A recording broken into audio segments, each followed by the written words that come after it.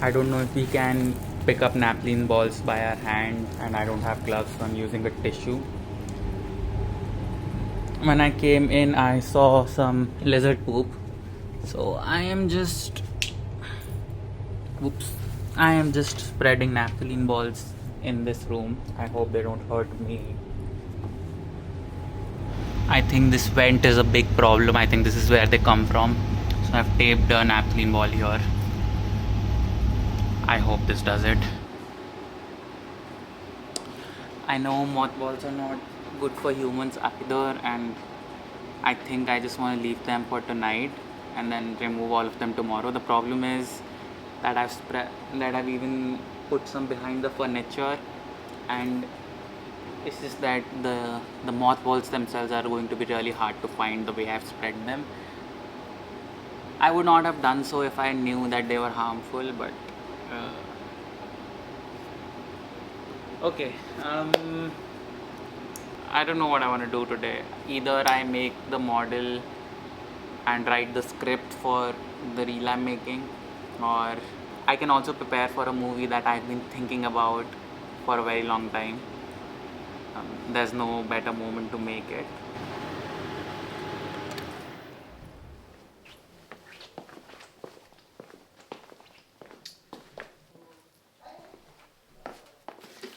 I want to show you this stool today. This is a normal red stool, there's nothing special about it, but the thing is, this is the second one I bought of the same type.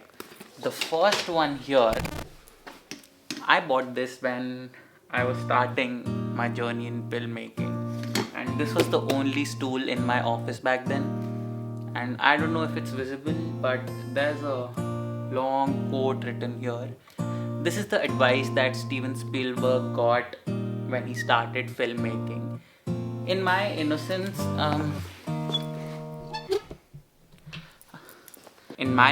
I wrote the same advice on this tool, so I remember. But that advice is not really relevant to me. My idea of filmmaking is very different from Steven Spielberg's idea or anyone else's idea, because it's something I do for myself. Now, this thing was 3 years ago, and from there, I have come quite a way forward. Last year in my art mentorship class, I was asked to make a vision board with specific prompts that would define what my art could look like.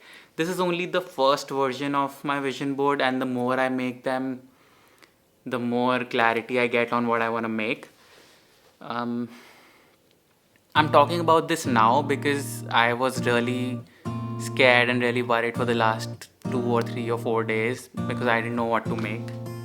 And the vision board was what I needed. Not this vision board, but I need to make a new one, but I still want to show you the old one. If you see, I don't know where I started the quote from, but it's written in like a circle, and then the final thing is here.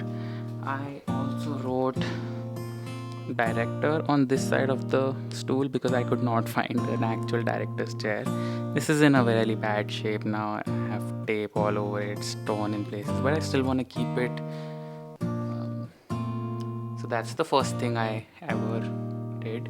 If you scroll really down and find my first video, the video is called Pilot. If you watch the video called Pilot, you are going to see me writing all of this on this tool. That's how old it is, and that's why this tool is so special, and even if it breaks, I don't ever want to sell it or discard it. This is my vision board. This is my vision board. This is the first vision board I ever made. It's not that I completely remember what all is there on this vision board, but I'll try my best to show you guys. Of course, at the center, it's me. If you see clearly, I have placed my photo in a mirror, which meant that I want my filmmaking to be a mirror to life. Even I don't know what that really means anymore. I wrote something here that my art should be talking, and my medium is what filmmaking is, because to be honest, yeah, of course I love filmmaking, but it's also the easiest way to get my art across. Now that I think about it, I don't think I can explain this vision board in a simple video. Let me divide it into sections. So YouTube doesn't really give you an option to engage with a physical audience or something. It's all behind the screen, and that can feel lonely sometimes. and all of this was my idea of how I'll do it, how I'll bring actual audience to watch my stuff. um, this is my relationship to my work. I'm somewhere towards the avoidant side, and I need to get in the middle, which I think I've successfully done. So this part of the vision board is kind of cool. um, this is the most important drawing I've ever made. um, this is where my art lives, like the tension between the two opposing sides.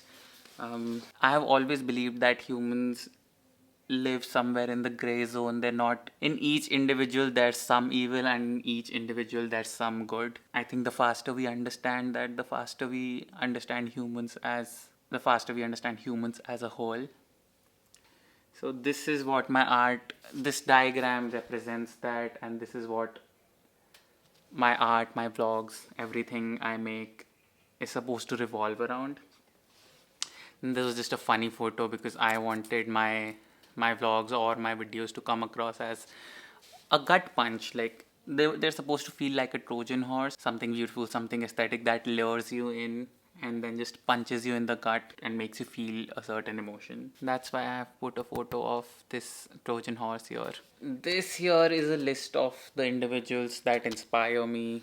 This is where I've written my message and my relationship to my audience. The most important thing that came out of this vision board was the fact that humans live in a gray zone. I want to embrace it, but there is a way of doing things. Um, let me explain this better.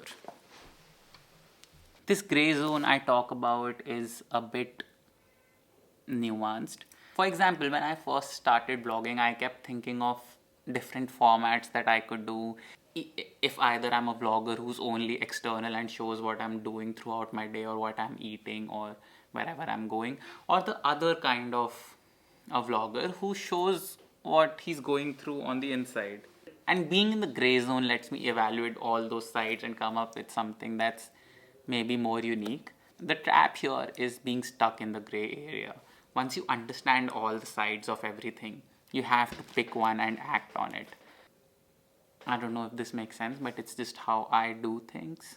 The sun looks great today, the sky looks great today, and my friend commented yesterday that she could watch the sky like that with a great background score for hours. So I'm gonna give that to her. Okay, I think that's where I end the vlog today. Talking about all of these things has made me question one more thing. I want to ask whoever's watching if you're interested in whatever I did in my whole day. Maybe if you want to see sections of my whole day, or if you like the current format where I show you what I primarily do in my studio. I'm usually here for 2 to 3 hours, and I only show you what I'm doing and what I'm thinking about. I don't know. If you enjoyed this, please tell me. If you want more, please tell me. Maybe I can figure this out better.